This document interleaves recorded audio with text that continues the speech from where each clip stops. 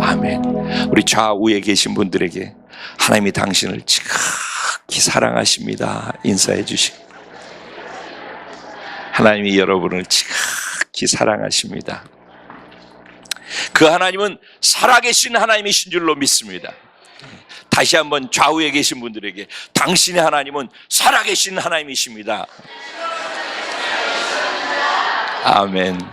저와 여러분의 하나님, 이 자리에 우리와 함께 계신 하나님, 그 하나님은 살아계신 하나님, 우리를 사랑하시는 하나님이신 줄로 믿습니다. 오늘 그 사랑의 하나님의 음성을 함께 듣기 원합니다. 은혜 받으실 하나님 말씀은 여호수아서 5장 1절부터 3절까지 말씀입니다.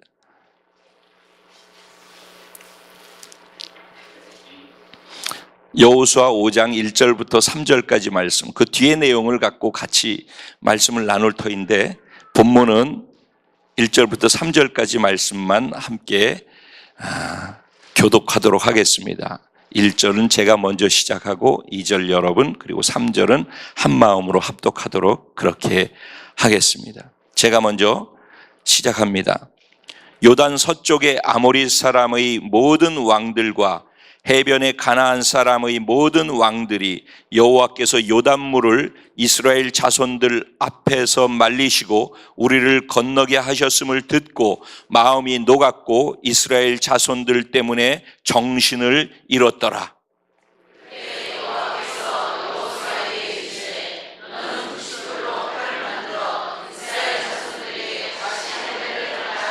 다 같이 여호수아가 부싯돌로 칼을 만들어 할례산에서 이스라엘 자손들에게 할례를 행하니라. 아멘. 오늘 이 말씀 가지고 정복의 시대를 여는 자, 바로 당신입니다. 이런 제목으로 주신 은혜를 나누기 원합니다. 오늘 이 시간 이후부터 저와 여러분이 가나안 땅을 정복하는 정복의 시대를 여는 자 되는 줄로 믿습니다. 오늘 이 말씀이 저와 여러분의 삶에 임하는 순간부터 실제 그런 일들이 나타날 줄로 믿습니다. 아멘.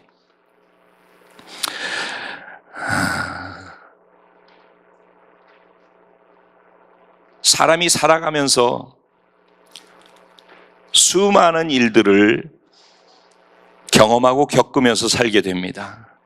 내가 예상했던 일도 있고 때로는 예상치 못했던 일들도 있습니다.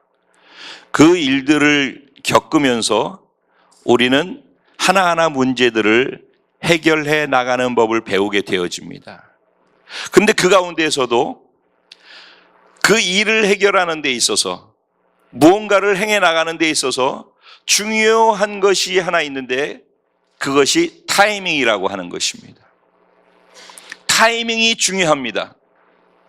좌우에 계신 분들에게 타이밍이 중요합니다. 네. 네. 때라고 하기도 하는데, 때라고 하는 것은 좀 어떻게 보면 좀 큰 덩어리로 이해할 수 있어요. 그렇죠? 근데 타이밍이라고 하는 것은 아주 정확한 한 시점을 얘기하는 것일 수 있습니다. 건강을 지켜야 될 때가 있습니다. 그리고 건강을 지키기 위해서 그 정확한 어떤 타이밍을 놓치지 말아야 할 때가 있습니다. 사업을 할 때도 타이밍이 있습니다. 정확한 타이밍, 그 시점을 놓치면은 한순간에 나도 모르는 사이에 훅 뒤로 밀려가게 되어지는 것을 보게 되어집니다. 건강이든 사업이든 공부하는 학생들에게는 배워야 될 타이밍이 있습니다. 그 타이밍을 놓치게 되면은 나중에 엄청나게 고생을 많이 하게 됩니다. 제때 해야 될 때 못하면은 나중에 배로 결국은 그것을 해야만 하는 시간을 또 만나게 되기 때문입니다. 오늘 본문에 보면은 우리가 타이밍이라고 생각할 수 있는 것이 나옵니다. 여러분, 제가 타이밍이라고 하는 것을 국어사전을 찾아봤어요. 네이버 국어사전. 타이밍 무엇인가? 그러니까 적기, 정확한 때라고 표현을 했어요. 좀 더 구체적으로 표현을 한 것은 뭐냐면 어떤 그 동작이 극대화되어진 효과를 나타내는 순간, 이해되십니까? 어떤 동작이 극대화되어짐으로 효과가 나타나는 순간, 그 순간을 타이밍이라고 한다는 거예요. 이해되십니까? 네. 그런데 또 다른 말로 그 순간, 극대화되어지는 그 순간을 만들기 위해서 시간을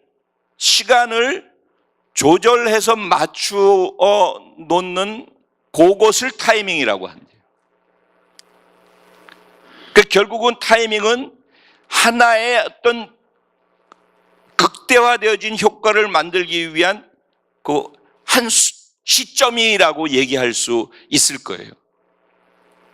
그러니까 타이밍이라는 것은 참 중요한 것이라는 것을 생각하면서 이제 오늘 본문 말씀으로 한번 들어가 보려고 합니다.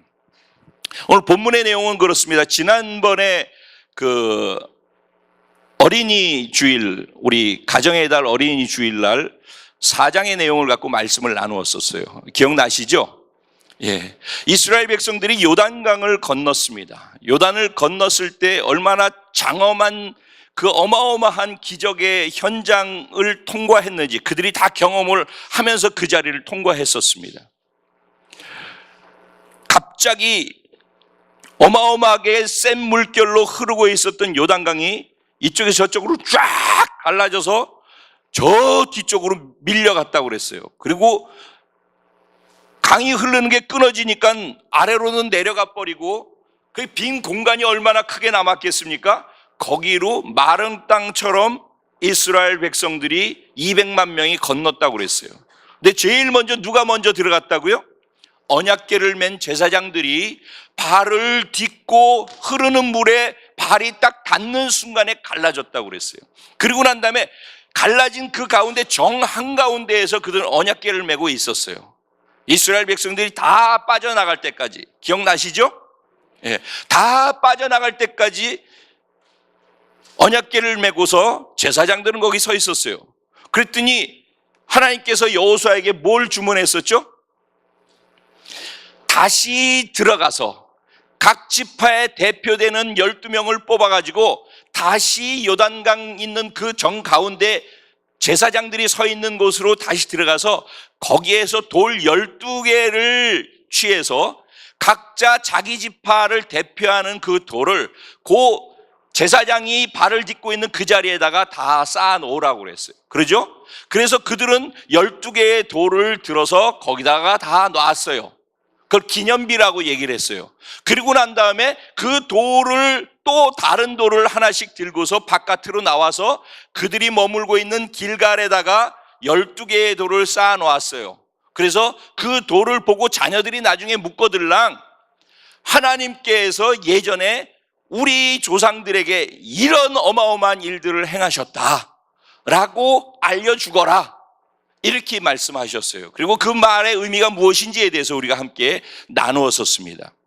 그런데 오늘 본문은 어떻게 시작하냐면 그 본문의 내용들을 그대로 물고 시작하는 거예요. 이스라엘 백성들이 요단강을 건너서 하나님이 약속했던 가나안 땅에 드디어 발을 내딛었단 말입니다. 길갈이라고 하는 곳에 발을 내딛었을 때 적들이, 가나안 땅에 있는 적들이 모두가 다 혼비백산하는 거예요. 두려워서 정신을 차릴 수가 없는 거예요. 마음이 다 녹아버렸다고 하는 거예요. 그러니까 그들은 가나안 땅이 사실은 이스라엘 백성들, 여러분 기억해야 할 것은 이스라엘 백성들은요 430년 동안 애굽에서 종살이 했던 사람들이에요. 그러죠? 남의 나라에서 종살이 했던 사람들이라서 뭐 무술을 하는 것도 아니고 무기를 가지고 있는 것도 아니었단 말이에요. 그러니까 종살이 하는 것밖에 모르는 사람들이에요. 그래서 주는 거나 얻어먹고 일만 하고 그랬던 사람들이라고요. 그러다가 홍해를 가르고 애굽으로 통해서 나왔단 말이죠. 그리고 광야의 생활을 했어요. 광야에서도 뭐 했어요? 그들이 한 게 아무것도 없어요. 그냥 그냥 구름기둥 불기둥이 간 대로 따라간 것밖에 없어요. 그리고 배고프다 그러면은 하나님이 먹을 것을 주셔서 만나를 먹고, 뭐 고기 먹고 싶다 그러면 메추라기를 주셔서 메추라기를 먹고, 그러니까 아무것도 군사적인 기술도 없고 군사적인 능력도 없고, 그러면 작전을 세울 수 있는 것도 아무것도 없어요. 그렇다고 무기가 있는 것도 아니라 말입니다. 이 부분은 이해되시죠? 그 광야, 애굽과 광야에 있었던 이스라엘 백성들은 그냥 우리말로 허당이에요. 아무것도 없어. 할 수 있는 거 잘하는 게 아무것도 없단 말이에요. 그게 이스라엘 백성들이에요. 그런 이스라엘 백성들이 요단을 걷는 거예요. 요단을 건너 들어와가 가나안 땅에 왔어요. 근데 가나안 땅에 있는 사람들은 어떤 사람이에요? 예전에 39년 전에 가데스 바네아에서 진을 쳐놓고 난 다음에 12명 정탐꾼을 보냈을 때 그 정탐꾼들이 가나안 땅에 들어갔다 나와서 어떤 보고를 했었죠? 가니까 하나님이 말씀하신 것처럼 젖과 꿀이 흐르는 땅인 것은 맞는데, 그래서 포도송이 하나를 우리가 둘이서 짊어지고 나올 정도로 이렇게 엄청난 축복의 땅인 것은 맞는데, 거기 사는 사람들이 포도송이만 큰 게 아니라 거기 사는 사람들도 거인들이고 크더라. 그래서 그들하고 우리가 싸우면은 죽는다, 우리는 다. 그리고 이들은 그 유목민족들이었단 말이에요. 그냥 양이나 끌고 다니고 그러고 아무것도 없는데, 이들은 이미 청동기 시대, 철기 시대로 나아가가지고 마차를 타고 철마차를 타고 철병거를 가지고 이렇게 싸울 수 있는 그런 준비가 돼 있고, 성도 이제 6장에 보면 여리고성이 나오잖아요. 어마어마하게 크고 어마어마하게 실한 그 여리고성을 쌓아놓고 철병기를 가지고서 움직이는 팀들이었단 말이에요. 그러니 그 거인족 속에다 철병기를 가지고 있고 거대한 그 성을 가지고 있는 그 가나안 땅의 사람들하고 이 이스라엘 백성들하고 싸움을 한다라고 할 때 상대가 되겠어요, 안 되겠어요? 안 되겠죠. 이쪽은 말하자면 오합지졸이라는 얘기예요. 저쪽은 어마어마하게 잘 준비된 족속들이라는 거예요. 이게 전제가 돼 있는 거예요. 그런데 요단강을 가르고선 가나안 땅으로 그 허접한 이스라엘 백성들이 가나안 땅으로 들어왔을 뿐인데, 사실은 그런데 가나안 땅에 살고 있는 모든 왕들이, 모든 왕이라고 그랬어요. 그죠? 가나안 땅에 살고 있는 모든 왕들이 다 두려워서 떠는데 마음이 촛농처럼 녹아질 정도로 두려워서 떨고 있었다는 거예요. 이유는 어디에 있어요? 이유가 어디에 있어요, 여러분? 이스라엘 백성들 때문이에요? 이스라엘 백성과 함께 하시는 하나님 때문이었어요. 이것을 놓치면 안 되는 거예요. 아멘. 네, 이걸 놓치면, 이스라엘 때문이 아니라 이스라엘과 함께하는 하나님 때문이었어요. 그러면은 1절의 말씀에 이게, 근데 2절에 뭐라고 시작해요? 그때, 이게 타이밍이라는 거예요. 그때. 그러니까 이스라엘 백성들은 아무것도 할 수 없는 오합지졸인데, 그들과 함께하는 하나님 때문에 가나안에 들어왔는데, 그랬더니 가나안 족속들이 다 두려워 떨고 있어요. 그러면 그때 어떤 일이 있어야 되겠어요? 그때 어떤 일이 있어야 되겠어요? 그들을 쳐들어가야 되지 않겠어요? 그렇죠? 네. 왜? 자기들은 연약하지만은 자기들이 믿는 하나님이 요단을 가르게 하고 저들을 떨게 하니까, 그 하나님이 우리와 함께 하시니까 가자! 그리고 갈 수 있단 말이에요. 이게 그때라고 하는 그 타이밍이란 말이에요. 사실 우리가 생각하는 타이밍, 우리들이 살면서 생각하는 일반적 타이밍은 이렇다는 거예요. 근데 하나님이 그때 뭘 하라고 그래요? 칼을 만들래네. 야, 하나님이 칼을 만들라고 그러시니까 그 칼을 가지고 여리고를 정복하고 가나안 족속들을 베기 위해서 칼을 들고 가자, 이렇게 생각할 수 있잖아요. 그게 일반적으로 이 타이밍에 있어야 될 행동이란 말이에요. 근데 하나님이 그들에게 뭘 요구하셨어요? 자기의 몸을 베래요. 칼을 만드는데 적을 치기 위해서 칼을 만드는 게 아니라 자기의 몸을 베는데 그 칼을 만들어서 그걸 쓰라는 거예요. 그러면 어떤 일이 일어날까요? 이스라엘 백성들 가운데 그 최고의 타이밍, 그들이 두려워 떨고 있는 최고의 타이밍에 쳐들어가서 잡으면 되잖아요, 그 칼로. 근데 자기 살을 베래요. 할례를 받으면은 최소한도 3, 4일 동안은 최소한의 수술이기 때문에 3, 4일 동안은 움직이지를 못해요. 불편해서 어그적거리고 제대로 활동을 못하게 돼 있어요. 그러니까 200만 명 중에서 군사로 움직일 수 있는 사람이 한 70만 명 정도 되는데, 그들이 다 예전에 애굽 시절에 할례를 받았었는데 40년 동안에 애굽 시대에 할례 받은 사람은 다 죽어버렸어요, 광야에서. 그리고 그 자손들이 계속 태어났는데 그들은 할례를 받지 않은 상태에 있었거든요. 근데 그들에게 할례를 받으라는 거예요. 그러면 전쟁할 타이밍을 놓치는 거 아니겠어요, 우리가 생각할 때? 야, 지금 막 쳐들어가야 되는데 오히려 내 살을 베가지고 어그적거리고서, 그럴 때 만약 적들이 이렇게 보고 있는데 정탐꾼을 보내가지고, 야, 지금 쟤네들 다 할례 받아가지고 꼼짝도 못하니까 우리 성 밖으로 나가서 그냥 쳐버리자, 그러면 끝나는 거예요. 사실은 전쟁은 그냥 그걸로 상황 종료되는 거거든요. 그런 상황에서 하나님이 그들에게 요구하신 것이 뭐라고요? 다시 할례를 행하라, 이렇게 말씀하신 거예요. 그랬더니 3절에 뭐라고 그랬어요? 여호수아가 하나님의 말씀 그대로 할례산에서 이스라엘 백성들에게 할례를 행했더라, 이거예요. 그리고 8절에 가면은 그들이 할례를 다 마쳤다라고 그랬어요. 8절에 가면은 그들이 할례를 다 마쳤고 할례 받은 그들은 낫기를 기다리면서 있었다고 그랬어요. 그러니까 아프니까 꼼짝도 못하고 그냥 그 상태로 있었다라는 얘기가 되겠죠. 그렇죠? 그리고선 이제 10절에 보면은 9절까지는 할례에 대한 얘기가 나오고 10절이 딱 되면은 뭐가 나오냐면은 10일 날 요단강을 건넜는데 14일 날, 그러니까 10일 날 요단강을 걸르고 할례를 받게 하고 난 다음에 14일 날 유월절 행사를 하라고 명했어요. 그러니까는 나흘 동안에 요단을 건너고 나흘 동안에 할례를 하고서 기다렸던 거예요. 그리고 할례가 끝나고 나흘이 딱 되었을 때 유월절 행사를 하라고 그랬어요. 그래서 유월절 행사를 또 하는 거예요. 그럼 보셔요, 타이밍이 자꾸 뒤로 가죠. 공격할 시간이 자꾸 늦추어지죠. 우리가 생각할 때는 야, 이거 지금이 딱 좋을 때인데 지금 해야 되는데 왜 자꾸 뒤로 늦춰지지? 여러분, 혹시 여러분 살면서 이런 시간, 이런 경험들 없으십니까? 지금이 딱 적시라고 생각하는데 자꾸 뒤로 가.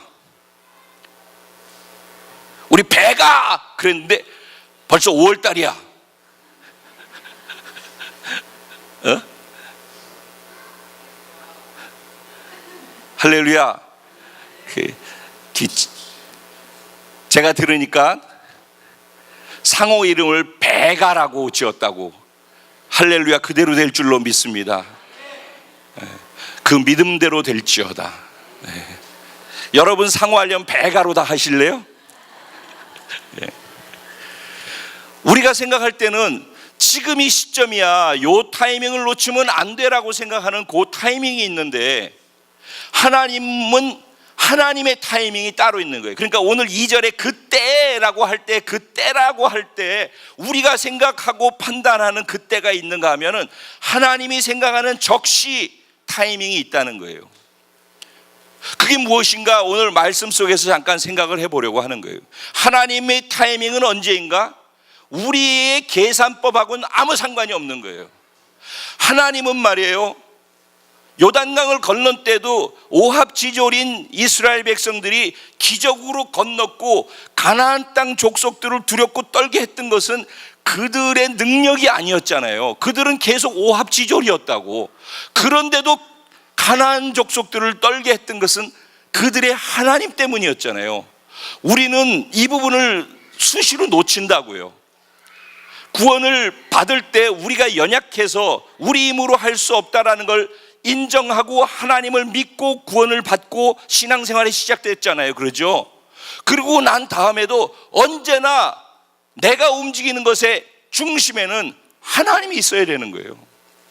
내가 큰 것을 하든 작은 것을 하든 사업을 하든 공부를 하든 무엇을 하든지 간에 거기에 하나님이 있어야 된단 말이에요. 하나님이 중심이 돼서 움직여야지. 그때 나는 오합지졸인데 하나님이 나와 함께 하셔서 하나님의 전능하신 능력을 내 안에 두기 때문에 다른 사람들이 볼 때는 내가 대단한 것처럼 보여지는 것 뿐이란 말이에요.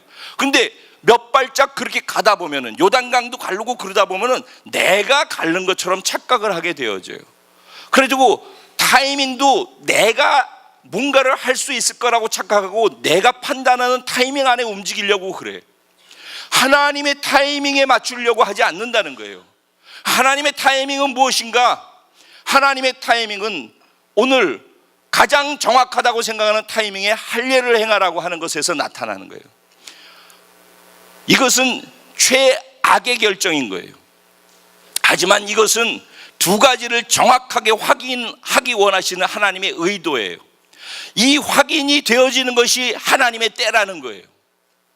하나님이 생각하는 때는 무엇일까요? 첫 번째로 이스라엘 백성들이 나는 하나님의 백성이야 라는 자기 정체성을 정확하게 회복하기를 원하는 거예요. 할례의 뜻이 무엇이에요? 남자의 양피를 베어, 그러니까 포경수술을 하는 거죠. 이게 모세의 율법에 나와 있는 것입니까? 하나님께서 아브라함 한 사람을 통해서 하나님의 나라를 세우려고 꿈꾸면서 그를 택했을 때 아브라함과 창세기 17장에서 맺은 하나님과의 첫 번째 언약이에요. 그러니까 아브라함에게 가나안 땅에 들어가서 이런 일들을 하려면 하나님의 백성이 돼야 되는데, 하나님의 백성이 되려면 낳은 지 8일 만에 할례를 행해서 포경수술을 해서, 그래서 그 표식을 통해서 너희는 하나님의 자녀라고 하는 것을 자기 스스로 인식하고 확인할 때마다 볼 때마다 그렇지, 나는 하나님의 백성이고 하나님의 자녀지라고 하는 자기 정체성, 자기 인식을 정확하게 갖고 살기를 원했다는 거예요. 근데 애굽에서까지도 그걸 했었어요. 이스라엘 백성들하고 애굽 백성하고 무엇으로 구분을 하고 차이를 두는지 알아요? 이들 화장실 가보면은 이들이 애굽 사람인지 이스라엘 사람인지를 확인할 수 있어요. 할례 받은 표식을 보고서 확인이 되는 거예요. 그러니까 하나님의 백성인지 아닌지를 확인할 수 있는 것이 할례 받는 거란 말이에요. 그러니까 하나님께서는 적을 쳐들어가는 게 중요한 게 아니라, 그 적들이 두려워 떨고 있는 것이 타이밍이 아니라 네가 내 백성이라는 것을 다시 인식하는 것이 내가 무엇인가를 하려고 할 때 우선돼야 된다는 거예요.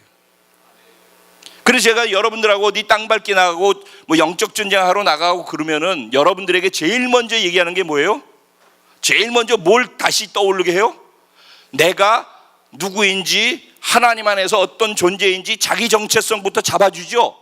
지난번에도 그거부터 집어줬었죠. 제일 먼저 내가 하나님으로 움직이려면은 내가 하나님 안에서 어떤 존재인지에 대한 자기 인식을 분명하게 하는 게 중요해요. 나는 하나님의 자녀다. 내 안에는 하나님이 주신 자녀의 권세가 있다. 자기의 정체성이 하나님을 통해서 분명해져야 된다는 거예요. 아멘.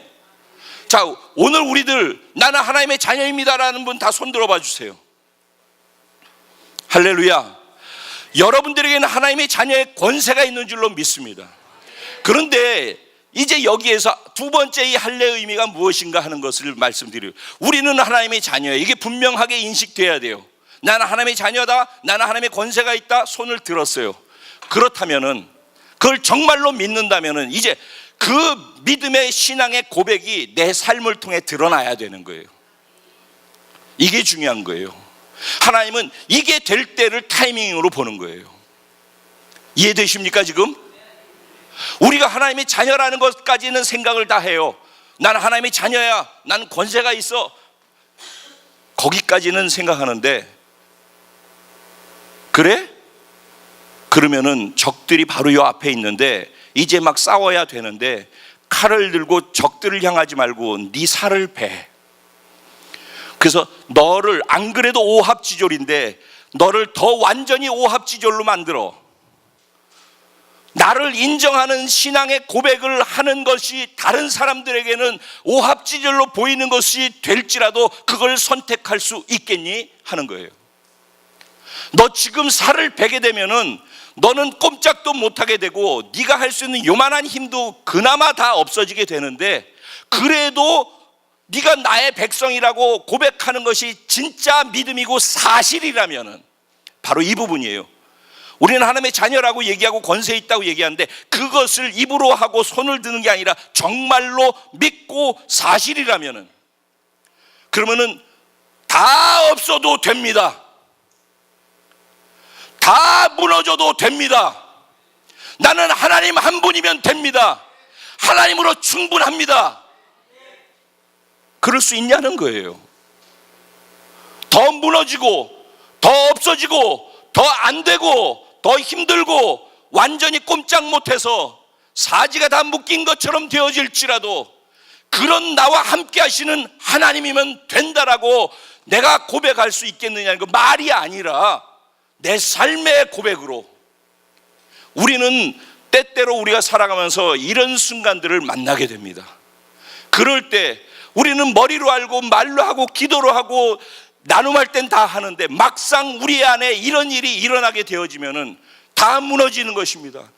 다 두려워하고 다 떨고, 나와 함께 하시는 하나님, 내가 하나님의 자녀라고 하는 것은 어디로 다 가버리고 하나님 아니고서는 될 수 있는 것이 없다라고 고백하면서도 또 내가 이렇게 됐는데 어떻게 하지? 그럼 이렇게 되어진다는 것입니다. 하나님은 어차피 가나안 정복은 너희들이 하는 게 아니라 내가 하는 거 아니니? 광야의 세월 그것을 확인시켜 주기 위해 내가 너희와 함께 기적을 행하지 않았었니? 그래서 요단강을 갈리면서도 너희가 아닌 내가 요단을 가르지 않았니? 그럼 이제 가나안을 정복하는 것도 너희의 상태와 너희의 현재의 수준과 상관없이 내가 가나안을 정복하는 거 아니겠니? 정말로 실제로 입술의 고백을 넘어서서 삶의 신앙의 고백이 요구되는 거예요. 이게 돼야 가나안 정복이 그분으로부터 시작되는 거예요. 정복의 시대를 여는 자의 제일 첫 번째, 그가 정복할 수 있는 타이밍은 그러니까 언젠가 하면은 적이 두려워 떨 때가 타이밍이 아니라 내가 하나님 앞에서 두려워 떨며 하나님만이 나의 인생의 전부이십니다라고 고백하는 그때가 타이밍이라는 것입니다. 여러분의 삶에 가나안 정복의 시대가 열리기를 원하십니까? 그럼 적들의 상태 때문에 이것이 기회고 찬스라고 생각하지 마시고, 내 상태가 하나님 안에 어떤가 그것을 확인하고 나는 하나님의 자녀다, 그리고 난 자녀이기 때문에 하나님만 붙잡으면 된다, 모든 것이 없어도 그분이면 된다라는 진짜 신앙 고백을 입술이나 말로가 아니라 진짜 내 삶의 현장에서 그렇게 최악의 코너에 몰렸을 때도 그 고백을 하고 하나님 앞에 당당하게 담대하게 그분과 함께 걸을 수 있느냐라는 질문이 할례를 하라고 하는 그 요구 속에 담겨 있다는 것입니다. 다음에 이어서 9절까지의 내용이 그런 내용들이고요. 이스라엘 백성들이 광야 39년 동안에 할례를 하지 못했던 이유는 그러니까 무엇인가? 요 7절쯤에서 되면은 나오는데, 그들이 불순종했기 때문에, 하나님의 말씀을 청종하지 않았기 때문에 라고 얘기를 합니다. 근데 9절 말씀, 8절 9절 말씀에 보면은 뭐라고 하냐면, 그들이 할례를 다 마치고 난 다음에, 할례를 완전히 다 마치고 난 다음에 낫기를 기다리고 있을 때 하나님께서 그들에게 뭐라고 말씀하신다고요? 너희의 애굽의 수치가 굴러갔다라고 얘기를 합니다. 떠났다라고 얘기합니다. 그래서 그곳 이름을 길갈이라고 지금까지도 부른다. 길갈의 뜻은 떠나갔다, 굴려버렸다라는 뜻이라고 그랬죠. 뭐가 굴러갔다고요? 수치가 굴러갔어요. 무슨 수치예요? 이스라엘 백성들이 하나님께 불순종해서 애굽의 종이 돼서 430년 살면서 수치를 겪었던 그것, 불순종 때문에 경험했던 그 수치, 이제 할례를 행함으로 하나님 난 이제는 당신만 보고 삽니다.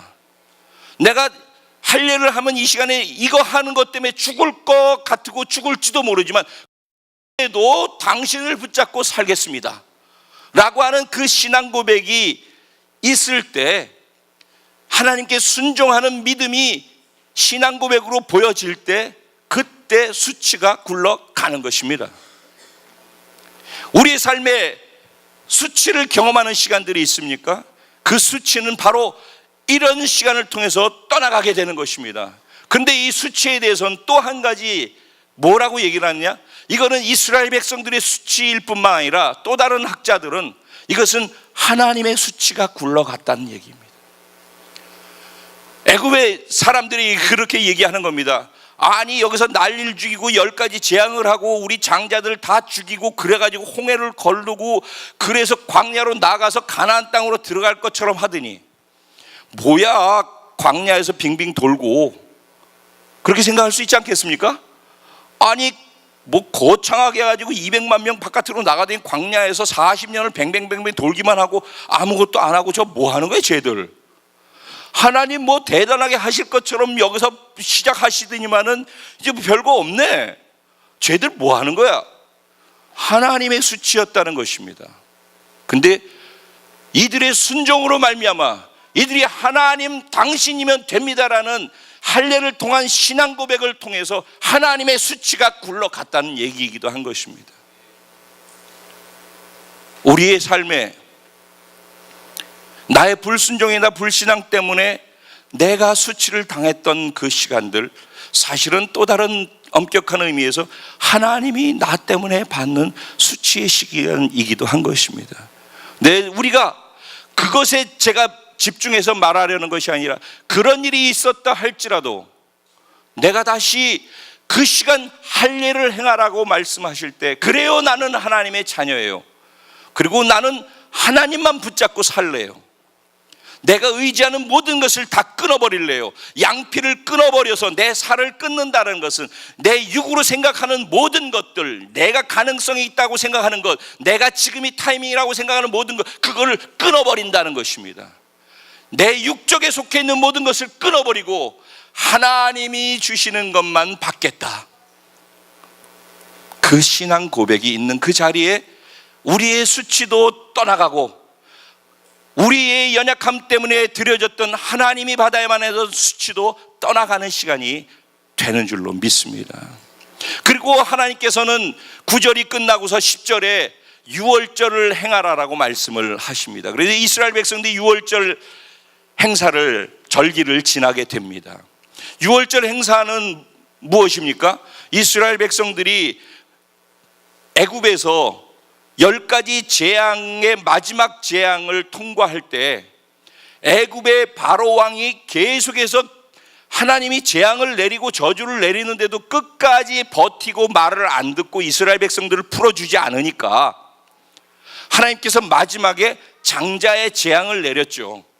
그래서 거기에 있는 모든 애굽의 장자들, 아니 짐승의 첫 새끼조차도 다 죽임을 당한다라고 말씀하셨어요. 그런데 유일하게 양의 피를 문설주와 임방에 집에 들어가는 문에 이 문 입구에 여기하고 양 옆에다가 그 피를 양의 피를 뿌리고 발라 놓으면은 하나님의 죽음의 신이 그 집으로 들어가서 장자를 죽이지 아니하고 그 집을 뛰어넘어갈 것이다. 그래서 그 집에 구원이 일어날 것이다 라고 말씀하셨어요. 이 이스라엘 백성들 중에서 믿음을 가지고 다 그걸 한 거예요. 애굽 사람들은 그거 안 했어요. 그랬더니 모든 애굽 사람들의 집에서는 그날 죽음의 사자가 왔을 때 다 통곡하는 소리가 들리는 거예요. 장자가 다 죽는 거예요. 장남이 다 죽어버리는 거예요. 첫 태생이 다 죽어버리는 거예요. 하다못해 짐승의 새끼조차도 첫 번째 태어난 건 다 죽어버리는 거예요. 그런데 양의 피를 발라놓은 그곳은 아무 일도 일어나지 않는 거예요. 그게 구원 사건이죠. 양의 피가 오늘날 예수님의 피이죠. 그 피로 구원받은 사람들이 우리들이죠. 하나님께서는 할례를 행하고 난 다음에 곧바로 뭘 요구하시는가? 유월절을 기억하라는 거예요. 너희 구원 사건을 기억하라는 거예요. 그리고 그 구원의 감격과 은혜를 네 안에 담으라는 거예요. 너희가 무언가를 정복하기 원하니? 그러면 너희 것을 버리고 나만 바라봐. 그리고 내가 너희에게 과거에 어떻게 했고 어떻게 구원했는지, 내가 너에게 베풀었던 사랑과 은혜를 기억할지어다. 그것이 내가 아무리 어려운 상황일지라도 그분을 붙잡고 갈 수 있는 힘과 동기가 되어지기 때문에 그렇다는 것입니다. 과거에 그분이 그러셨지. 나한테 이렇게 은혜를 베푸셨지. 그분이 그때 나를 이렇게 살리셨지. 그러니 내가 지금 이렇게 어렵고 힘들지라도 또 그분만 의지하고 가면은 그분이 하실 일이 있을 거야 라는 믿음을 갖고 가게 하는 것. 그래서 오히려 그 시간에 내 살은 배고 나는 꼼짝 못하고 있지만 하나님을 기억하며 은혜를 기억하고 감사할 수 있는 준비를 하라는 것이었습니다. 유월절 어린 양을 기억하고, 그리고 또 한 가지 무교병과 볶은 곡식을 먹었다고 그랬어요. 뭐예요? 광야에 들어와서 장막절을 보내면서 광야 시대에 아무것도 없는 그 허벌판 사막 광야 한복판에서 하나님께서 40년 동안 어떻게 이스라엘 백성들을 먹이시고 입히시고 그들을 보호하시면서 여기까지 오게 하셨는지 그 하나님을 기억하라는 것입니다. 그리고 그 하나님께 감사하라는 것입니다. 그럼 마지막에 다음 건 다음 주에 제가 말씀을 나눌 거예요. 마지막에 그들이 가나안 땅 유월절 행사를 끝내고서 가나안 땅에 있는 곡식을 먹었다고 그랬어요. 그러죠? 그랬더니 바로 다음 날 만나가 그쳤더라 그랬어요. 그들은 40년 동안 만나를 먹으며 살았어요. 근데 이제 만나가 그치는 거예요. 왜? 가나안 땅의 약속의 땅의 음식을 먹었기 때문에. 이게 하나님의 은혜예요. 가나안 땅 음식 먹기 전까지는 하나님께서 그들에게 만나를 베푸시는 거예요. 근데 가나안 땅 음식을 먹자 그 시간부로 바로 다음 날부터 만나가 그쳤더라. 그리고 그들은 가나안 땅의 소출을 먹었더라. 할렐루야. 여러분, 만나가 무엇의 상징이죠? 하늘로부터 내려오는 양식. 예수님께서는 자신을 만나라고 말씀하셨어요. 하나님의 말씀이 만나이기도 하고 예수님은 자신을 하늘의 양식 만나라고 말씀하셨어요. 예수님은 하늘의 양식으로서 하늘에 계신 분이 이 땅에 우리에게 만나가 되시기 위해서 이 땅에 내려오셨어요. 그렇죠? 네. 그래서 우리를 위해서 죽으셨어요. 만나는 예수님의 죽음을 의미하는 거예요. 예수님의 죽음을 먹는 거예요. 그러면은 가나안의 소출은 뭘 먹는 거예요? 그 죽은 예수님이 땅 속에 묻혀서 한 알의 밀알이 돼서 썩어서 죽으니까 많은 열매를 맺죠. 농사에서 많은 열매들이 맺혀지죠. 그러면 부활의 열매가 맺혀지는 것이죠. 한 알의 밀이 썩어져서 죽으니까 많은 열매를 맺죠. 가나안 땅에 들어갔다라는 말의 의미, 가나안의 소출을 먹는다는 의미는 이제는 예수님과 함께 죽은 것으로 끝나는 것이 아니라 광야는 예수님과 함께 죽은 것, 그래서 복음 2강까지 늘 예수의 죽음을 음미하면서 자유롭고 또 방종하고 또 자유롭고 방종하고 그 삶만 살게 되는 것이 2강까지의 삶이고 만나를 먹는 삶이라고 한다면은 3강부터 이제는 가나안 땅으로 들어와서 가나안 소출을 먹는 거예요. 부활하신 예수 그리스도를 먹고 부활하신 예수 그리스도의 삶을 살아가는 거예요. 그렇기 때문에 예수님과 함께 부활한 예수와 함께 움직이기 때문에 가나안 땅이 정복되어져 가기 시작하는 거예요. 누가 정복자예요? 예수님이 정복자가 되시는 거예요. 그러니까 이 안에도 깊은 의미가 담겨 있는 것이라는 것입니다. 하나님 우리 공동체를 가나안 땅으로 이끌어 주셨습니다. 이미 18년 동안 우리는 광야의 긴 시간을 보냈습니다. 그리고 요단을 건너서 이제 약속의 땅 가나안에 서 있다라고 저는 확실히 믿습니다.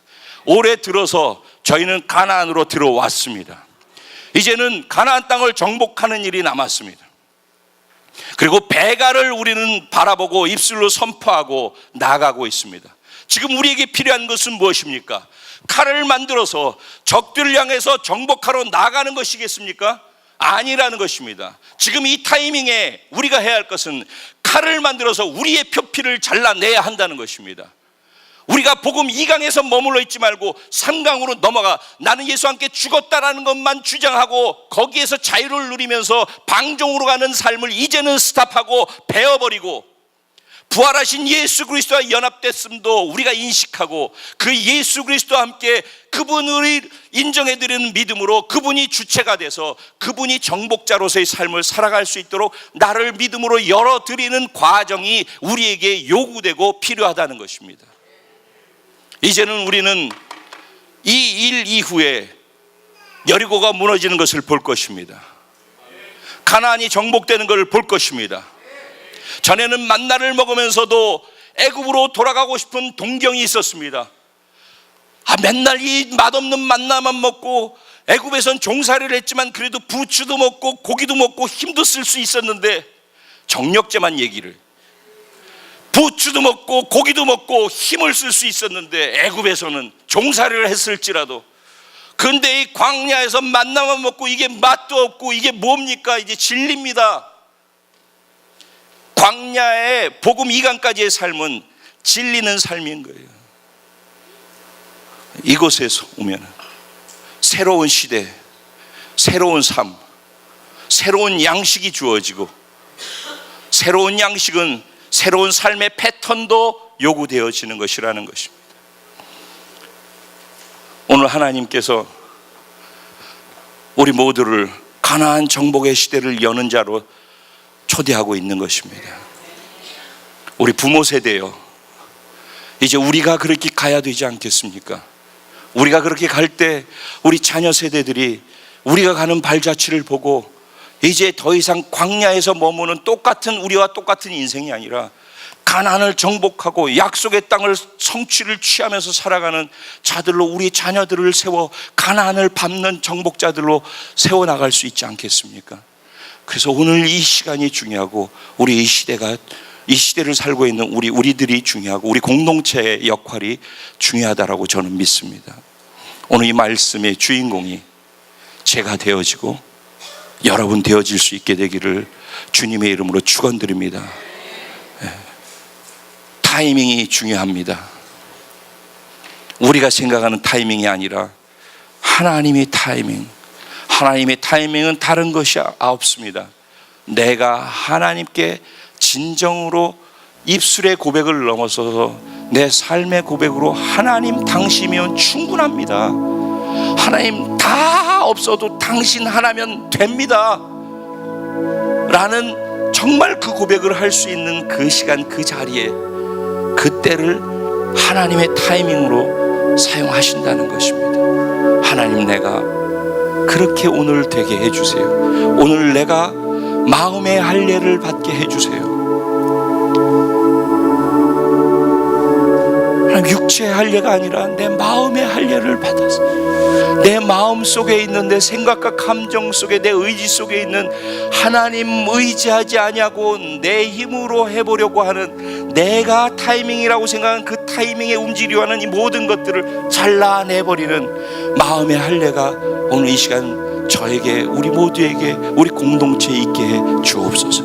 우리 주님의 이름을 간절히 한번 부르고 통성으로 잠시 하나님께 마음을 올려드리고 기도하겠습니다. 기도드리겠습니다. 주여,